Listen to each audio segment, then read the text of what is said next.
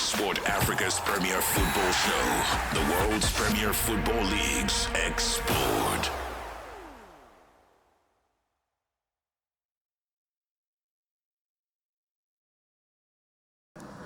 Ahmad! Yes! Get in! Ahmad, 2-1! Have that! 2-1 to Manchester United at the Etihad! Oh, we're in dreamland! We're in fucking dreamland! Get in! Yes! You shit twats! Get in! Absolutely fantastic! Absolutely incredible! Scenes at the Etihad! 2-1! Ready to weep! Sean Gota, Sergio Aguero, Pep Guardiola, you're done! You're bloody done! Have some of that! Merry Christmas! Kiss my arse! Oh! That was Mark Goldbridge signing in a very happy place. Yeah, for him, 8th day of Christmas couldn't come too soon. On the 8th Christmas, they gave him 8 maids of milking and 1 struggling Pep Guardiola and a win. Good morning, football fans, and welcome to the Premier Football Show with me, Kevin McCallum.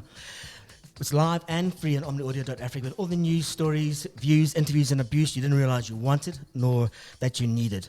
On the show today, we're joined in studio by Rob Hobbs, one of South Africa's top actors, both locally and internationally. He's worked with, I'm probably going to get this wrong, Matthew McConaughey, Clint Eastwood, Jodie Foster, Benedict Cumberbatch, Steve Coogan, Morgan Freeman, many more. He's starred in local series such as Legacy and Binnenlanders, international movies and series such as Long Walk to Freedom, Invictus, Homeland Warrior, and for his sins, he's a lifelong Arsenal fan. Where did it all go wrong, Rob? Hi, Kevin. Thank you for that intro. Where did it all go wrong? Arsenal, it's been a love-hate relationship pretty much all of my life. Absolutely love the team, love the culture behind the team, and it's just literally always been a part of my life. Yeah, it's the best thing for your life because it gives you something else to look forward to apart from the rugby. but I've never seen you wear an Arsenal kit, an Arsenal top. Do you have a kit? You're not a kit. I don't. It's one of those strange things. I'm not one of those people that goes out and buys the shirt for the new season or something like that. It's very strange. I did have the misfortune of having to buy my children a Manchester United top for Christmas a couple of years ago because my father-in-law was a lifelong Manchester United fan. So we, of course, had a lot of rivalry. And like I said, unfortunately got the kids to really get into Manchester United. So did they watch on Sunday then, obviously? They did indeed. Was there a little bit of excitement? Well, not for the first 88 minutes until United came back like they did. I mean, it was remarkable.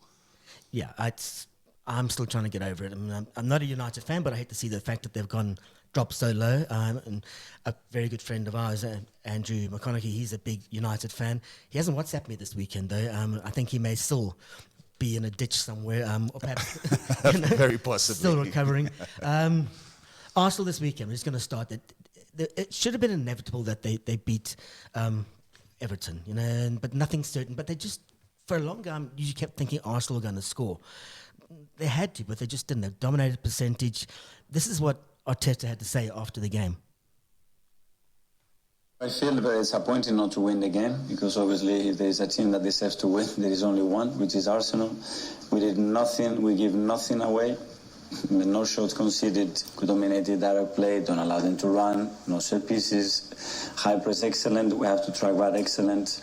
We got them there, we generated the chances, but the last 20 meters it was missing to score goals, which is what you have to do with all the dominance because we have never been able to dominate it that way. But at the end, you have to try to generate the highest winning probability results, and they've done that. Now that you draw the game, you want more. Even if we win it, we always want more. But I cannot ask much more to the boys, apart from putting the ball in the net. James? Yes, yeah. Can you talk us through the substitutions? Because it's not often you take Martin off the goal when you go. Well, with Declan, I had to take him out because he was feeling something, and with Martin, it was a tactical decision to try to change their rhythm, especially on that side. So it wasn't a fitness issue? No. Claire for Blogger? Hi. Were the players aware at half time of the Liverpool score and the fact that they were? Well, I don't know. I wasn't, so I don't know. And having seen the Liverpool score now, does it feel like even more of a disappointment to pull the series? Yeah, I'm very disappointed because when you do what we've done today against them, you have to win the game, you know. But at the end, this is football. Is the hardest thing. Those last 20-25 meters to do what we have to do. Credit to them as well, how they block shots, to Pickford, the saves that he's made, the way they defend, how the desire that they defend with. But honestly, it's difficult to ask something else to the team. Okay, individually, can we do things a little bit better and deliver more quality and deliver the magic moment in that case that is necessary? Yes, but that's something that is not easy. Yeah, I mean, Everton did park the bus, but Arsenal should have scored. What did you think of the match just generally? Did you think was it frustrating for you as a fan? No, of course it's frustrating. I mean, you as Arteta says there, they're absolutely dominating the game and just can't put it into the back of the net. And it's strange how often that actually happens with Arsenal. It's a common feature that runs through the club. We see them score 6-5, 6. They're 3-0 against Monaco. And then when it comes to the English Premier League, for some reason, it's one of these things that you're pulling out your hair. Not that I have much hair to pull out, but I don't know if it's a style of play, perhaps within the Premier League, where people, teams like Everton do park the bus. Or maybe it's just the defensive qualities in the Premier League are much better than, say, for example, the UEFA League. But it is a theme in Arsenal's play over the last couple of years, actually, where you get these periods where they just can't score. And teams that they should thoroughly, hammer. Wipe the ground with. Yeah, come up. I mean, what was the game recently? Forest? Yeah. Forest are having a good run at the moment, but, I mean, Arsenal should really be beating Nottingham Forest. Yeah, they should. They're 4 points off Chelsea, and they're 6 points off Liverpool at the moment at the top. I still think they're very much in the title race. I don't think this title race is even close to being decided yet. Chelsea are surprising. City, I don't think, are out of it yet. This January window, you're going to see people buy. What would you want for Arsenal for Christmas? From Arsenal for Christmas, what would you like to see them do? Well, what is it? 7 points behind Liverpool? 6. 6? Yeah, I wouldn't mind 6 points. You talk about this run, and everybody says, the Premier League gets, this is the period in which the league gets decided. Yeah. And it's because, obviously, of the number of games that are played over this period. And personally, I think City are done. I don't think City will come back at all. Oh, really? I really don't. I have a theory about, I think we may have discussed this, about Pep Guardiola sort of reaching the end of his tenure there. Yeah. And just mental tiredness, which is a massive factor in football. Whereas Arteta is still on, there's an upward swing in Arsenal. I certainly don't think that Arsenal are out of it at all. Chelsea, as you say, are surprising. Besides maybe an Arsenal T-shirt, I wouldn't mind 6 points. I would like from everybody for this Christmas is just somebody to say, we're in the title race, instead of saying we're not. Mariska says we're not. Right. Arteta says we're not. Slot hasn't said it, but he's going, we are. Yeah. He's like sort of half flirting with it. Well, how are you feeling about Liverpool? Nervous you must be delighted. I was glad with the win at the weekend. The draw at the weekend. I thought Liverpool played very well with 10 men. I thought Andy Robertson deserved his yellow card, red card, but there should have been a red card before for the studs up tackle on his knee. But that said, to come back, and Mo Salah is probably in the best form of his life. I just want Darwin Núñez to come right. That's what I want for Christmas. Darwin Núñez to score a goal. Right. Actually, just score a goal from 6 yards. Don't score one from 200 meters away. Just get a little tap in. And I'd just like I'd just like United to stay in 13th as well. That's what I want for Christmas. But I'm looking at, but Pep, we're going to use the Pep now. The Pep, you talk about the era being over. And he said after the United loss, he doesn't know if he's good enough. And he was asked, do you still have the magic? He said, I was never magical. And this is what he had to say. Listen, in the past, maybe I could presume that we could win 2 minutes left, but in the situation that there and the Anthony Taylors say, go to the shower, I never thought about that. It's true that we are not fluid. So we were a team like always play with this composure that now we don't have, especially for the the amount of games losing, and in the same time it's normal, but sometimes the spirit or the strength helps you to find, sometimes the game in this time of games today, it was more, okay, we were there, and we were there. But it's not about this situation. This situation happened many times. I don't have defense, so I'm the boss, I'm the manager, I have to find a solution, and I don't find a solution. So this is a big club, and big club, when you lose 8-10, something wrong has happened. So I said, yeah, I can say the schedule is tough, yeah. The injured players, yeah. But no, 3-0 against Feyenoord, 75 minutes, they will lose the game. Do you think it's dangerous? Is the schedule? No, we have to win that game. Today we have to win that game. Because except the action from Bruno Fernandes, because Anthony Taylor have done the gesture always has done for 9 years to me, for our team. It is fault, he concede that, but except of that, nothing will happen. Even no play good. I don't want to play good, no play good, but the pressure, the tension. And in that position, so, yeah, we give away again, and what I have to do, keep working, but I'm the boss, I'm the manager, and I'm not good enough. It's as simple as that. I have to find a way to talk to them, to the training to them, to the way I have to play, the way I have to press, the way I have to build up. And I'm not good enough. I'm not doing well. That is the truth. Because they say this always is the same problem. It's been fixed. I say, no, it's that player. It's fixed, no play. But it's not that. Okay, Mateus, the incredible effort, have played in the left back, have played really, really, really, really good, with or without. But, it's happened, it's football, and move forward. Yeah, the reason I played that entire clip is because does he not sound exhausted to you? I have this theory that Jurgen Klopp retiring or leaving Liverpool because he said he's exhausted, he just ran out of gas. And I think the same has happened to Pep. And he's run out of gas, and he thought signing a 2-year contract extension would lift him. But you can hear the exhaustion and the rambling almost. I agree. It's one of these things where for Pep Guardiola to come up and say, I'm not good enough. I'm the one that needs to direct this team to pass, to press, to do it. And then for him to say, I'm not good enough. I mean, imagine what it takes to be a football manager. We often see these sort of documentaries and behind the scenes and the pep talk at halftime, and the guy's losing his mind and he's slamming bottles around and you guys are terrible, you shit, and what have you. But the preparation that goes into every single game, sometimes 2-3 games a week, is enormous. There's that famous story of Alex Ferguson after he won I think it was the FA Cup. Yeah. And somebody went past. The team went out, and somebody came past his house, and his office light was on, and they knocked on the door, and there he was, and they were saying, "What are you doing? Like, why aren't you out with the team?" And he said, "I'm preparing to win the Premier League next year." On the day of the FA Cup. It was just those kinds of things. I mean, that was Ferguson. Yeah. Like, there was never a day off.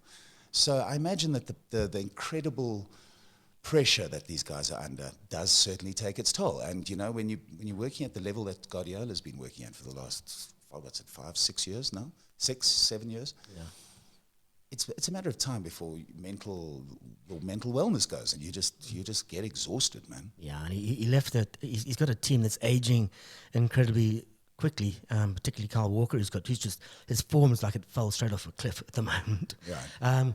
But yeah, I think I've had enough talking about City. We're going to get into Arsenal and your background with Arsenal right after this break. If you're just joining us, my guest is Rob Hobbs, South African actor and huge Arsenal fan. This is my favorite part of the show. I've started doing these segments more often, speaking to celebrities, celebrities. That's easy for me to say. But basically famous fans. We had Bruce Fordyce on last week. He told a great story about how he became a Manchester United fan. And he was WhatsApping me yesterday saying he's drinking down at Pirates and he's just offered to buy Haaland from a City fan for 200 grand. But the stories about how people become fans are what fascinates me. And you were telling me your story about how you became an Arsenal fan and how it's quite emotional and it's part of your DNA almost now. Absolutely. I have a very specific turning point in my life where I became an Arsenal fan. And yeah, it is quite emotional. I mean, I think these things are emotional. I mean, I wasn't joking when I said I've literally been an Arsenal fan most of my life.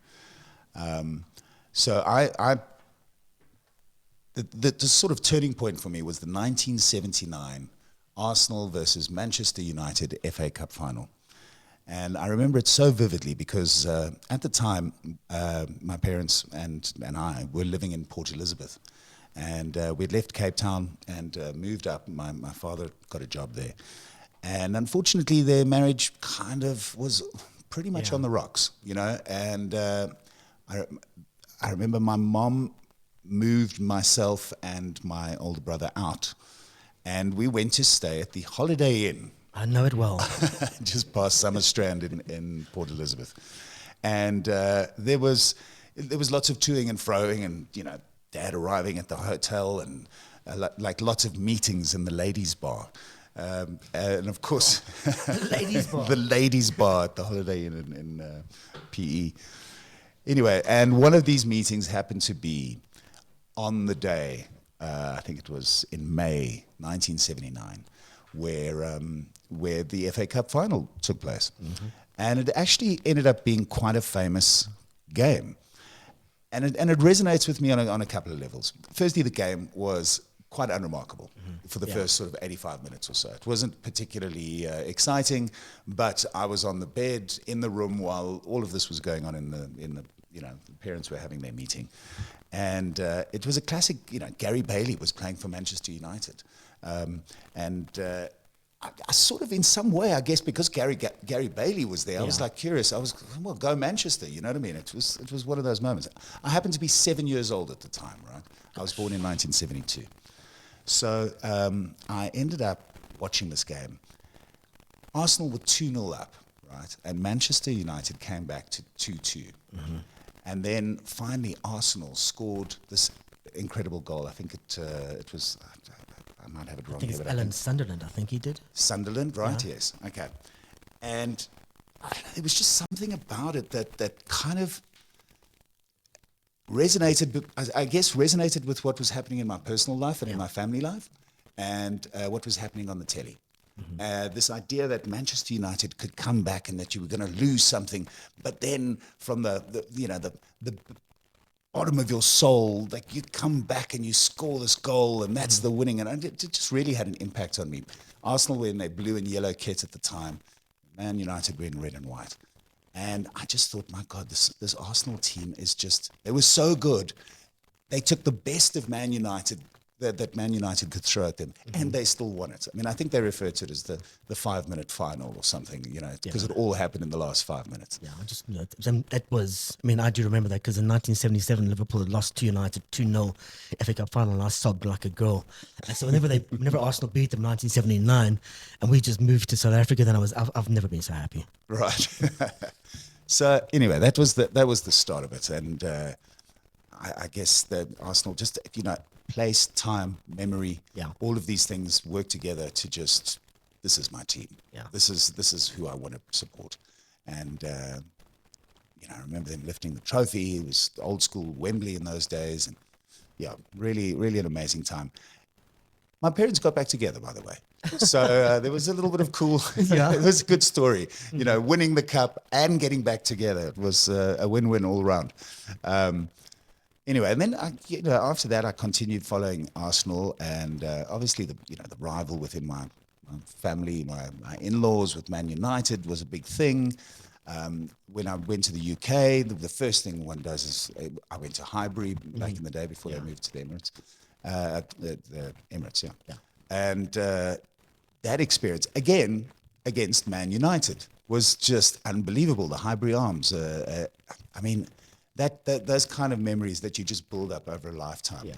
Then, of course, the Invincibles, that season, this incredible comeback under Arteta. You know, it moves in waves. Yeah. And so you fall in love with the team, and then you fall out of love with the team a little bit, and then you fall in love with them, and then you fall out. But one thing for sure is that you will always watch them, and you'll always back them, and they'll always be your team, you know, through thick and thin. Yeah. Yeah, I'm like that with Liverpool, but I had 30 seasons in the wilderness. You didn't have that long. Only like United will have 30 seasons in the wilderness. But I'm looking at that 1979 team, and I mean that's one of the reasons I liked it. You had there's a lot of Irish players. So Pat Jennings was there. I think Pat Rice was also. He was the captain. He was Northern Irish. David O'Leary. David O'Leary was Irish. I'm looking at this now. Liam Brady. Yeah. What a great team. And the United Didn't team. he scored Liam Brady? I think he was one of no. So it was Talbot. Brian Talbot scored for you up front, and then it was Frank Stapleton, the great Frank Stapleton. I know. I absolutely love Frank Stapleton. He was fantastic. Alan Sunderland. And you're right. So Steve McQueen, 86th minute, and then McElroy, 88th minute. And then Sunderland, 89. And there was no referees at a time in those days. You know, it was just boom. Yeah. And 99,000 people watched that game in the stadium. I know. Remarkable, eh? Incredible. But so let's not going to take it to modern day Arsenal, but you talked about the Invincibles and their revival. Arsenal's almost revival a little bit under Arsene Wenger. Arsene Wenger, but before him it was Gordon, Graham Gordon, whatever his name is, the guy who got done for bungs. But they sort of came through. But then the way Arsene Wenger built up that team, and he was probably fated to be the Arsenal manager because his name's Ars. Oh, God, that's a shocker, Kevin. I That know. is a poor But joke. it is. But it was, and he just did clever things. I mean, he bought possibly one of the greatest players Arsenal ever had, and Thierry Henry, Dennis Bergkamp. Ian Wright, I think had come just before him. George Graham it was, and now I remember his name. Yes. And I think Ian Wright was one of the greatest buys Arsenal have had in years. I mean, he was good at Crystal Palace, but he came up the hard way. Yeah. I mean, your memories of that team? No, just again, that's that invincible season, 2003, 2004. I remember watching the first game of the season. I think they were playing at Everton or whatever, and they lined up. And there was just something about this team that exuded such confidence. They'd been playing well up to this. They hadn't won the league, but the team by that stage had really gelled. And compared to Everton, who were all a little bit sort of sloppy. And, Liverpool, it's Everton, it's going to be all right. We're going to just fuck around again. And there was this unbelievable, large, big, huge black guys. Yeah. The whole team. There wasn't a single white person in that opening game. God, yes. And it was just amazing. They looked good in their kit. They looked strong. They looked confident. There was just an oozing confidence around them, which was remarkable. And I agree with you. Ian Wright. I mean, what can you say that hasn't been said about Thierry Henry, Dennis Bergkamp, Robert Perez? That whole generation around that team and that era were just fantastic. I mean, Thierry Henry happens to be, he's just one of the greatest players I've ever seen. And Dennis Bergkamp as well is not far behind at all. Well, Bergkamp scored the greatest goal I've seen. That flick over his back, I know. Just incredible. I know. How cool was that? And I thought, it's an accident, it's a fluke, and it's not. You keep watching it, and he's done it deliberately. He's turned as he's tapped it and turned around. And then Henry scored one of the greatest volleys I've seen. He basically tapped it up and just smacked it into the top left-hand corner. Well, this is the period where Arsenal was scoring goals at will, it seemed. They would be able to just absolutely cut through any defense. They obviously had the skill, but they also had Freddie Lundberg running down the wing at the most ridiculous pace. And, Perez was there as well. Guys who had pace. And in a weird way, they played like a... There goes the phone. They played a sort of old school football, with a sort of attacking front two, wings. It seemed like very simple football, if that made sense. It was one touch, obviously, and that was Wenger's big thing. And they could pass the ball around. I guess that might have been imported from Europe, the sort of Barcelona type vibe, like the one-touch game. But it absolutely destroyed the Premier League over those couple of seasons, that start of play. Yeah, it was just Junior United. So I need to talk to you about 89 and Mickey Thomas. Where were you watching it? I mean, I was in my third year at Roger University. I went out my Liverpool jersey. I didn't speak to anybody. People came near me. I just growled at them. That 89, John Barnes, just take it to the corner. I know. Just hold it there. And he didn't. He tried to engineer across. and then Mickey Thomas scored, and I've never felt so bereft. But you must have felt obviously very opposite.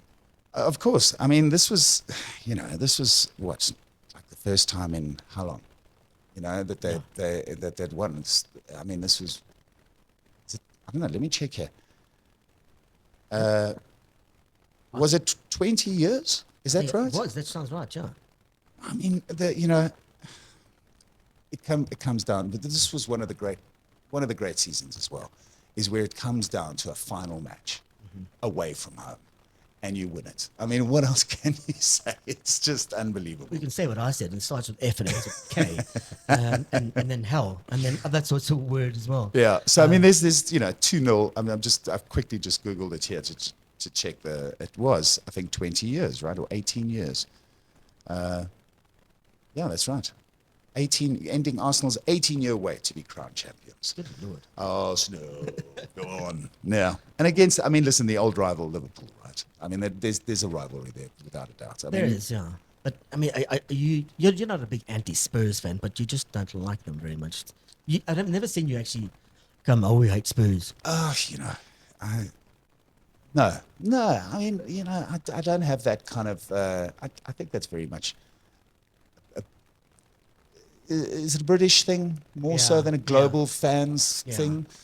I mean, Spurs have been around for a long time, obviously, it goes without saying. And no, I don't have that sort of hatred that the local derby. I really don't. I mean, I hope Arsenal kick their ass every time they play them. But in a strange way, because they're kind of similar. I mean, it's like Everton and Liverpool. Because they're quite similar. You go, not too bad. But no, I'm not one of those kind of rabid anti-Spurs fans. Okay, last question. I did ask you this earlier. If anyone is tuning in, I'm speaking to Rob Hobbs. Last question of the day. What do you want from Arsenal for Christmas? What do I want?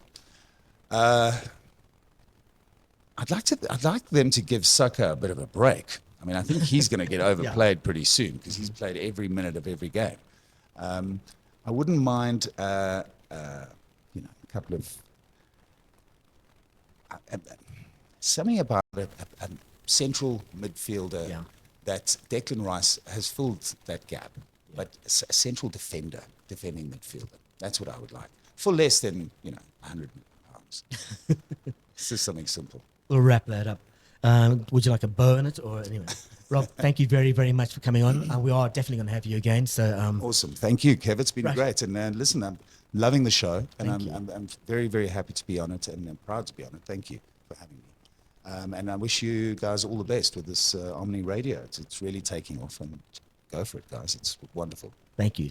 That's been the Premier Football Show with me, Kevin McCallum, and Rob Hobbs. Omni Sport Africa's premier football show. The world's premier football leagues explored.